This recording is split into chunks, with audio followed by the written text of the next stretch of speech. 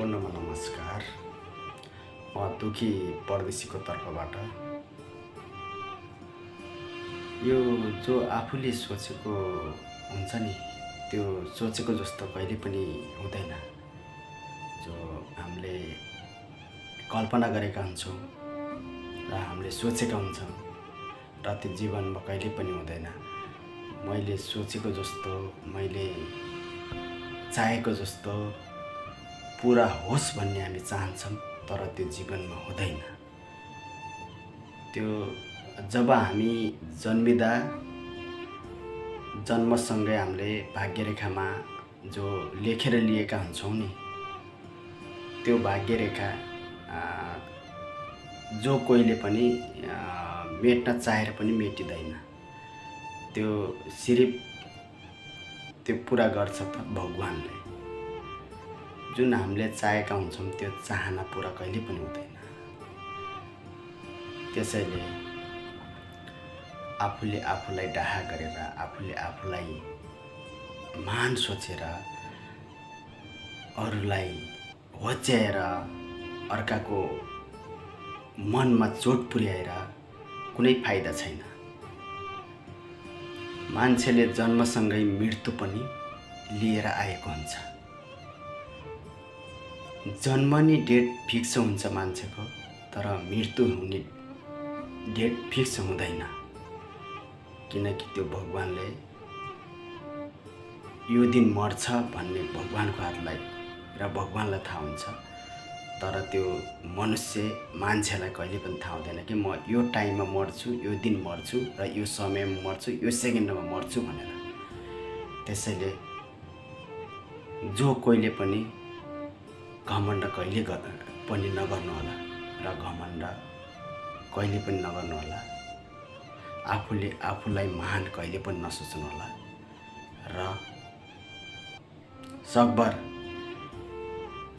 जसरी म आएको थिएँ, जुन अवस्थाबाट आएको थिएँ र म केही कदम राम्रो बनाउला भन्ने सोच्नु होला र सोच्नुपर्छ। त्योभन्दा म धेरै माथि जान्छु, म जस्तो कोही छैन र मैले जति कसैले बुझेको पनि छैन। जे मैले सोचेको छु र जे मैले बुझेको छु त्यो जति अरू कसैले पनि बुझेको छैन। म महान हो, म बुद्धिमानी हो, म वैज्ञानिक हुँ भन्ने यो हरकत चाहिँ कसैले पनि नगर्नु होला। र त्यसैले मान्छे जे छ, जस्तो छ त्यसैमा खुसी हुनु पर्छ र खुसी हुनु नै सबैभन्दा ठुलो महानता हो। र त्यही महानता अनुसार नै हामी अगाडि बढ्नुपर्छ र त्यही चाहना, इच्छा अनुसार नै अगाडि बढ्नुपर्छ। आफूले सोच सानो राख्ने र शान्त राख्ने र अरूलाई त सानो, म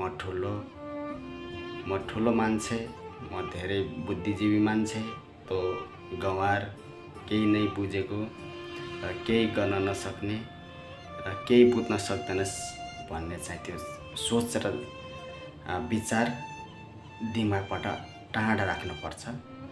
र दिमाग भगवानले एउटै दिएको हुन्छ र यति मात्रै कसै बुझ्ने क्षमता, कन्सेप्ट कसैको ढिलो हुन्छ र कसैको चाँडो हुन्छ, त्यसमै फरक पर्छ। र मान्छे एउटै हो, मान्छे फरक पनि हुँदैन। त्यही हो, छाला फरक हुन्छ, कसैको सेतो हुन्छ र कसैको कालो हुन्छ।